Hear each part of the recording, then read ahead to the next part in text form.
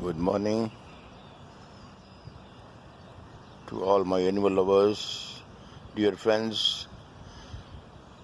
Always love animals, birds.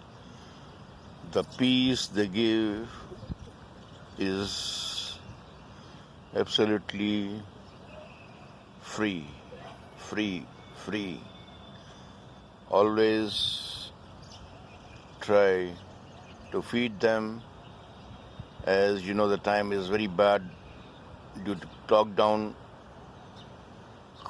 and lot of markets, shops, restaurants all are closed.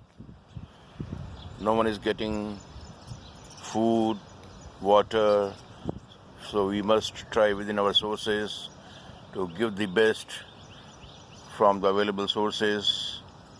As you know, animals are speechless, but they can really read your heart and give you satisfaction.